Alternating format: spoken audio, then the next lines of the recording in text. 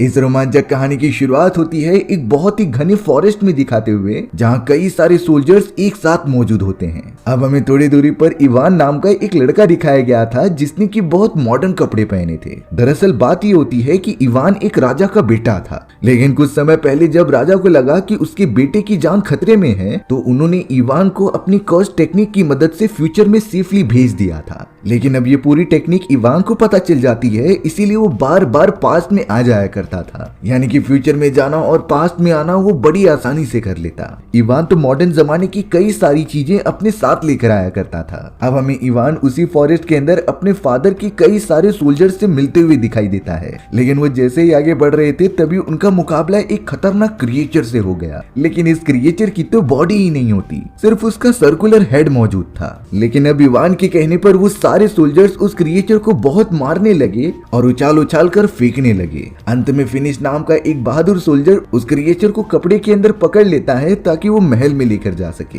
देखते ही देखते वो सभी लोग राजा के साम्राज्य में आ जाते हैं। अब हमें उसी किंगडम के अंदर एक छोटी बच्ची दिखाई जाती है जिसने की ओमेगा नाम की एक लेडी के बास्केट से एप्पल चुरा लिया होता है। वो तो उसे कोने में जाकर खा रही होती है क्योंकि वो काफी भूखी थी। अब यहाँ वो छोटी लड़की जैसे ही फॉरेस्ट के अंदर जाती है तभी उसे एक बहुत ही ब्राइट फ्लावर दिखाई देता है। ये फ्लावर मानो उस छोटी बच्ची को अपनी तरफ अट्रैक्ट कर रहा था। वो छोटी बच्ची जैसे ही फ्लावर को टच करने जाती है तभी उसे उसका कांटा लग गया। लेकिन अब उस जगह पर वही लेडी आ गई थी जिसका नाम ओमेगा होता है और जिसके बास्केट से उस छोटी लड़की ने एप्पल चुराया था। ओमेगा तो उस छोटी लड़की को संभाल रही होती है क्योंकि उससे फिक्र हो रही थी। लेकिन जब ओमेगा ने उसी ब्राइटनेस फूल को देखा तो वो भी अपने आप को रोक नहीं पाई। वो भी फूल को तोड़ने चली जाती है लेकिन उसे भी कांटा लग जाता है। लेकिन अब ओमेगा किसी भी तरीके से उस फूल को तोड़ने के बाद बच्चे को लेकर अपने घर चली गई थी। वहीं अब हमें इवान दिखाया जाता है जो कि घर के अंदर इंटर हो रहा था। यहाँ पर नोटिस करने वाली बात होती है कि इवान फ्यूचर से इतनी मॉडर्न चीजें लेकर आता था कि उसने पूरा घर ही एकदम मॉडर्न बना दिया होता है। वहाँ पर तो वॉशिंग मशीन से लेकर सारी हाउस होल्ड के सामान मौजूद थे और ये सारी चीजें तो इस जमाने में बिल्कुल भी डेवलप नहीं हुई थी। यानी कि इवान इतने पास्ट में भी मॉडर्न तरीके से जी रहा था। अब अचानक एक सोल्जर जनरेटर को ही डिस्ट्रॉय कर देता है। इवान जब देखने गया तो वो सोल्जर कहने लगा कि मुझे लगा कि ये शैतान है, इसीलिए मैंने शैतान को ही खत्म कर दिया।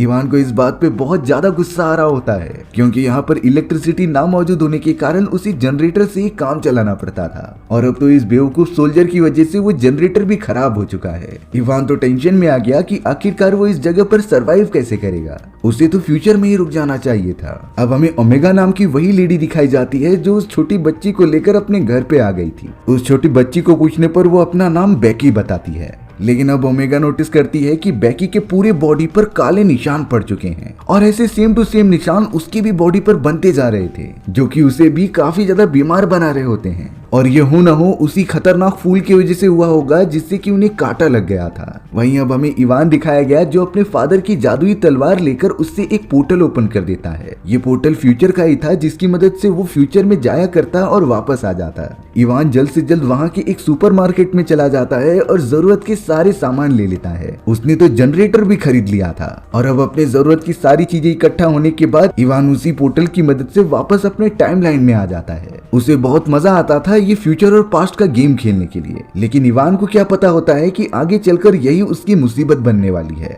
अब हमें ओमेगा और बेकी दिखाए जाते हैं जो एक लेडी के पास जा रहे थे उसके ट्रीटमेंट के लिए। वो बूढ़ी लेडी तो ओमेगा और बेकी की पूरी बॉडी को देखते रहती है कि उन्हें क्या हो रहा है। तब जाकर वो बूढ़ी लेडी कहने लगी कि ये लड़की पूरी तरीके से कर्स्ड हो चुकी है जो कि शैतानी शक्तियों से घिरी हुई है। इसका सिर्फ एक ही उपाय था कि तुम इस लड़की को जान से मार दो। लेकिन ओमेगा तो ये सारी चीजें बिल्कुल नहीं करना चाहती थी, इसीलिए वो बेकी को लेकर वहाँ से दूर चली जाती है। चलते चलते पता नहीं वो दोनों कैसे उसी स्पॉट पर पहुंच गए थे जहाँ से उन दोनों को वो चमकता हुआ फूल दिखाई दिया था। अब जैसे ही वो थोड़ा सा आगे जाते हैं तभी बहुत सारे पेड़ की टहनियां एक्टिवेट होकर उन दोनों को जकड़ लेती हैं। ओमेगा और बेकी वहां से निकलने की कोशिश कर रहे थे लेकिन अब वो पूरी तरीके से फंस चुके होते हैं। ये पूरा सीन तो यहीं पर ब्लैंक हो गया था। अब हमें राजा के किंगडम में बहुत ही बड़ा कंपटीशन अनाउंस होता हुआ दिखाया जाता है। दरअसल इस कंपटीशन में जगह जगह से लोग आया करते थे प्राइज मनी जीतने के लिए और जीतने वाले को राजा बहुत ही ज्यादा इनाम भी देते। इसीलिए एक से बढ़कर एक लोग कंपटीशन में आकर पार्टिसिपेट करते। उस कंपटीशन में तो फिनिश नाम का वही बहादुर सोल्जर भी पार्टिसिपेट करता है जो लगातार सारे ऑब्स्टेकल्स को पार करता हुआ आगे निकल गया था। सभी को यही लग रहा होता है कि ये पूरा कंपटीशन फिनिश के अलावा और कोई नहीं जीत पाएगा। फिनिश तो उस छोटे और गोल मटोल क्रिएचर से भी लड़ाई करता है जो किसी को भी नुकसान पहुंचाता और उन्हें मार डालता, लेकिन फिनिश के सामने उस क्रिएचर की एक नहीं चलती। लेकिन अब फिनिश सभी को कहता है कि मैं राजा के बेटे इवान को कंपटीशन के लिए चैलेंज करना चाहता हूँ कि वो यहाँ पर आकर सारी चीजें कंप्लीट करे और मेरे साथ फाइट करे। वहीं अब हमें इवान को दिखाया गया जो अपने फादर की तलवार लेकर एक पोर्टल बनाने की कोशिश कर रहा था, लेकिन उस मैजिकल तलवार की ताकत पूरी तरीके से खत्म हो चुकी थी। इसीलिए अब वो मैजिकल पोर्टल बना ही नहीं पाता जो उसे फ्यूचर तक लेकर जाए, क्योंकि इवान ने इस तलवार का यूज इतना ज्यादा कर लिया था कि इसकी सारी एनर्जी चली गई और अब वो तलवार अभी के लिए फिलहाल कोई भी पोर्टल नहीं बना सकती। यानी कि अब इवान का फ्यूचर में जाना पूरी तरीके से बंद हो चुका था। प्रेशराइज करने के कारण इवान को कंपटीशन में पार्टिसिपेट करने के लिए आना ही पड़ता है।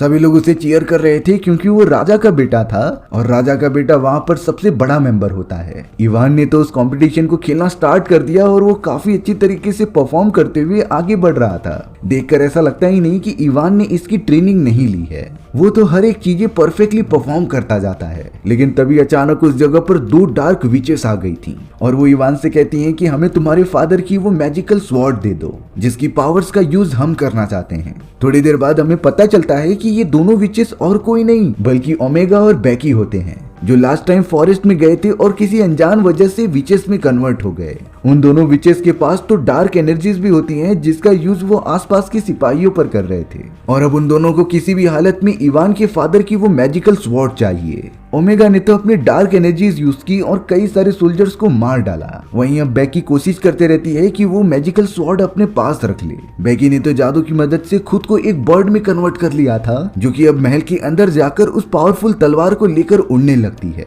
लेकिन इवान जब ये देखता है तब वो अपना स्मार्टफोन निकालकर उसके ऊपर वार कर दे रहा था जिससे कि बेकी को चोट लगती है और वो तलवार नीचे गिर गई थी।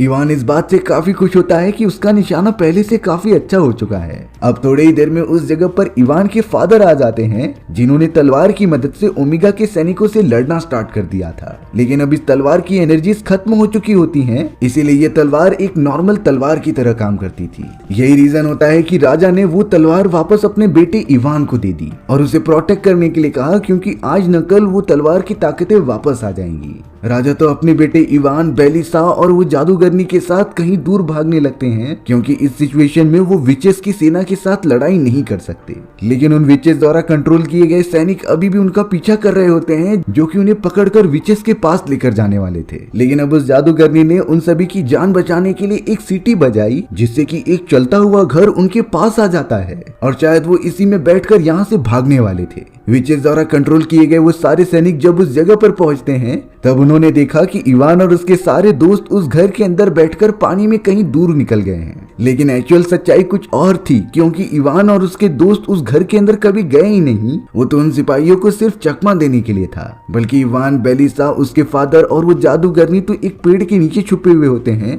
जहाँ पर वो सभी लोग सुरक्षित थे। इवान के हाथ में तो वो गोल मटोल सा क्रिएचर भी होता है जो काफी ज्यादा डर रहा था। अब तो इवान और बाकी लोग सोल्जर्स के जाने का वेट करने लगते हैं। इवान तो अब उस जादूगरनी से पूछता है कि आखिरकार ये सारी विचेस उस तलवार के पीछे क्यों पड़ी हैं और इन्हें आखिरकार ये शक्तियां कहां से मिली। तब जाकर वो जादूगरनी एक बहुत ही बूढ़े जादूगर के बारे में बता रही होती है जो काफी साल पहले यहाँ रहता था। उस जादूगर के पास कुछ ऐसी रचनात्मक शक्तियां थी कि वो किसी भी चीज को जिंदा कर देता और उसे पूरी तरीके से एक लिविंग बीइंग में कन्वर्ट कर देता। उस जादूगर का तो कोशी नाम का एक स्टूडेंट भी होता है जो उसकी हर बातें फॉलो किया करता था। लेकिन समय के साथ साथ उस जादूगर को लगने लगा कि वो बूढ़ा होता जा रहा है और एक टाइम ऐसा आएगा जब वो मर जाएगा। इसीलिए अब उस जादूगर ने अपनी एनर्जी यूज की और एक तलवार को ले लिया और एक तलवार के अंदर काफी सारी पावर्स इंक्लूड करने लगा। दरअसल ये तलवार और कोई नहीं बल्कि वही तलवार थी जो कि इवान के पास है। उस जादूगर ने तो खुद को इमॉर्टल बनाने के लिए एक रिचुअल परफॉर्म किया और उस तलवार के अंदर मैजिकल डायमंड जोड़ने का प्लानिंग करने लगा। ये सारी चीजें करने के बाद वो जादूगर हमेशा के लिए इमॉर्टल हो जाएगा, यानी कि वो कभी मर नहीं सकता।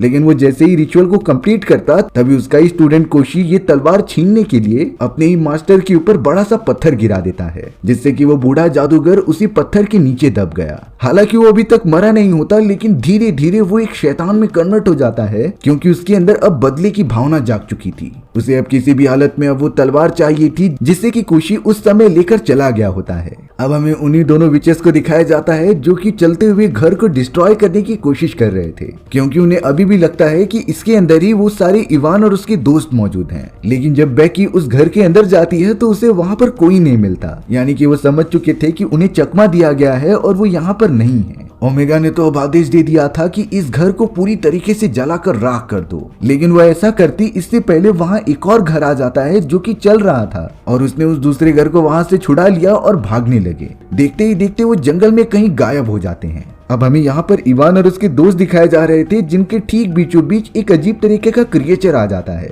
वो पानी में रहने वाला राजकुमार था जो उन सभी को बताता है कि अगर तुम्हें शैतानी जादूगर को मारना है तो तुम्हें डेड लैंड जाना होगा। वहाँ पहुँचने के बाद ही तुम्हें उसे खत्म करने का तरीका पता चलेगा। अब राजकुमार को वहाँ तक जाने का रास्ता पता था, इसीलिए वो उन्हें गाइड करते हुए एक चट्टान के पास लेकर आ जाता है। यहाँ पर उन्हें किसी भी तरीके से कुछ जंजीरें ऊपर की तरफ खींचनी थी। फिनिक्स भी वहाँ मौजूद होता है जो एक जंजीर को खींच रहा होता है बड़ी बहादुरी से। पर इवान जब दूसरी जंजीर को खींचने गया तो उसके अंदर उतना पावर से नहीं होती कि वो उसे हिला भी पाए। इवान की तो एकदम जान ही निकल गई होती है। ये सारी चीजें देखने के बाद उस जादूगरनी ने छोटे छोटे फल निकाले और उसे खा लिया। वो फल खाते ही जादूगरनी के अंदर काफी सारी पावर्स आ जाती हैं और अब उसने इवान को साइड में हटाकर दूसरी जंजीर खींचना स्टार्ट कर दिया। देखते ही देखते वो दोनों जंजीर पूरी तरीके से खींची चली जाती हैं और अचानक पानी के अंदर से एक बहुत ही बड़ा स्ट्रक्चर बाहर निकल रहा था। ये स्ट्रक्चर और कुछ नहीं बल्कि पानी में मौजूद राजकुमार की व्हेल मछली होती है, जो कि इतने समय तक वहीं मौजूद थी।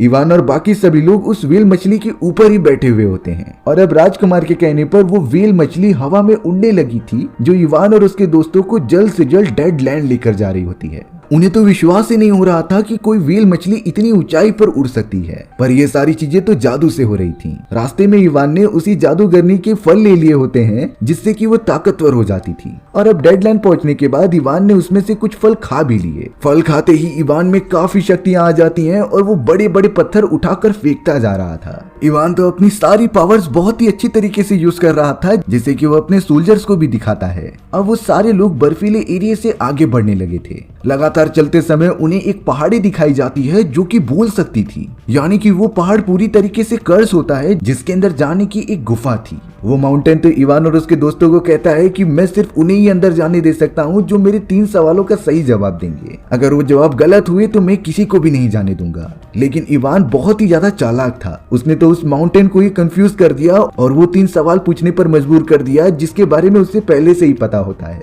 अब इन 3 सवालों के जवाब देने के बाद इवान कह रहा था कि मैंने तुम्हारा टास्क पूरा किया और इसके आगे मैं तुमसे कुछ नहीं कहने वाला। उस कर्स माउंटेन को पता चल जाता है कि इवान ने उसके साथ धोखा किया है, लेकिन फिर भी उसने 3 सवालों के सही जवाब दिए। इसीलिए वो माउंटेन इवान से खुश होकर उसे एक जादुई पत्थर देता है और कहता है कि तुम इसकी मदद से किसी भी मरे हुए इंसान को जिंदा कर सकते हो। इवान बहुत ही ज्यादा खुश हो गया और अब वो वही पत्थर लेकर माउंटेन के अंदर जाने लगता है। वहाँ पर तो बहुत ही बड़ी जगह थी जो पूरी तरीके से कर्स्ड होती है, लेकिन ये बात इवान को अभी तक पता नहीं थी। अब अंदर जाते ही इवान को उसके फादर मिलते हैं। इवान को बिल्कुल भी नहीं समझ रहा था कि आखिर उसके फादर यहाँ कैसे पहुँच गए। तभी उसके फादर बताते हैं कि लास्ट टाइम जब तुम मुझे छोड़कर भागे थे तो उन्हीं खतरनाक विचेस ने मुझे जान से मार दिया और अब मरने के बाद मैं यहाँ डेड लैंड यानी कि मुर्दों की दुनिया में पहुंच चुका हूँ। लेकिन अब इवान बहुत ही ज्यादा इमोशनल होकर अपने फादर से कहता है कि मेरे पास एक पत्थर है जिससे कि मरे हुए को जिंदा किया जा सकता है, इसीलिए आप इस पत्थर का यूज कर लो और जिंदा हो जाओ। इवान के फादर वो पत्थर उससे ले लेते हैं और उसके ठीक साइड में खड़ा था कोशी, जो अब काफी बड़ा हो चुका होता है।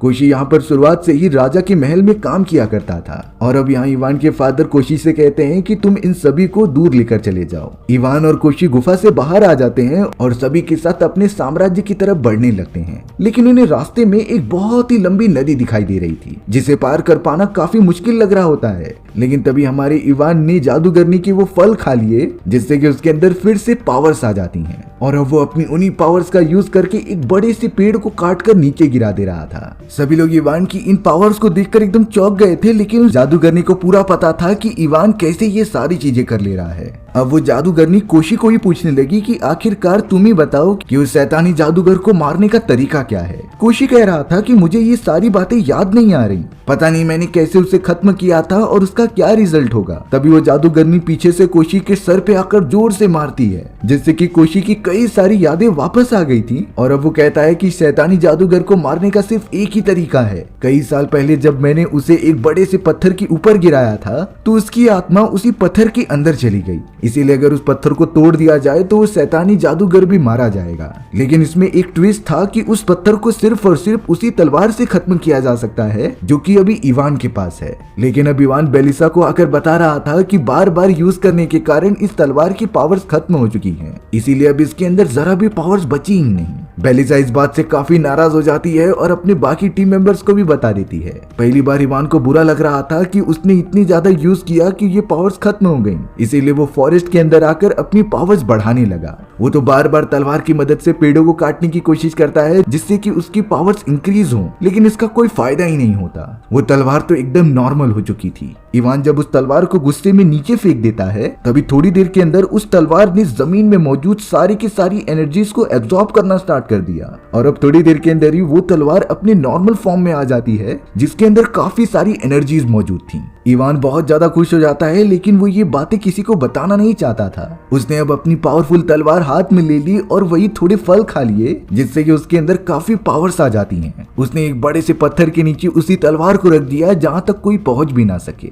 अब यहाँ इवान के सभी दोस्त एक रात वहीं पर गुजारने का डिसाइड करते हैं और वहीं सो जाते हैं। फिनिश नाम का सोल्जर तो वहाँ पर पहरेदारी कर रहा था जिससे कि कोई अनजान आदमी यहाँ आकर उन्हें चोट न पहुंचाए। लेकिन अब थोड़ी ही देर में अचानक फिनिश को एक तीर आकर लग जाती है जिसे कि बेकी ने चलाई थी। यानी कि बेकी और उसके सैनिकों को उनकी लोकेशन का पता चल चुका होता है, इसीलिए वो जल्द से जल्द वहां आकर सभी पर हमला करने लगी। इसीलिए इवान, बेलिसा, वो जादूगरनी और वो छोटा सा खतरनाक क्रिएचर उन सभी से फाइट करने लगे थे। बेकी को इस बार किसी भी तरीके से वो तलवार चाहिए और इसके लिए उसे जिसे भी खत्म करना पड़े वो खत्म करेगी। बेकी तो पूरी तरीके से आउट ऑफ कंट्रोल हो जाती है। सभी लोग बेकी के सैनिकों से अच्छी तरीके से लड़ाई तो कर रहे थे, लेकिन अब इवान अपनी जादूगर वाली तलवार लेने के लिए पत्थर उठा रहा था तभी उन फलियों का असर खत्म हो जाता है जिससे कि वो पत्थर नीचे गिर गया। इवान सोचता है कि मैं और ज्यादा फल खा लूंगा तो ताकतवर हो जाऊंगा, लेकिन वो सारे फल अब खत्म हो चुके थे और अब ये सारी बातें जादूगरनी को कंफर्म हो जाती हैं जिसे कि वो बाकी टीममेट्स को बता रही थी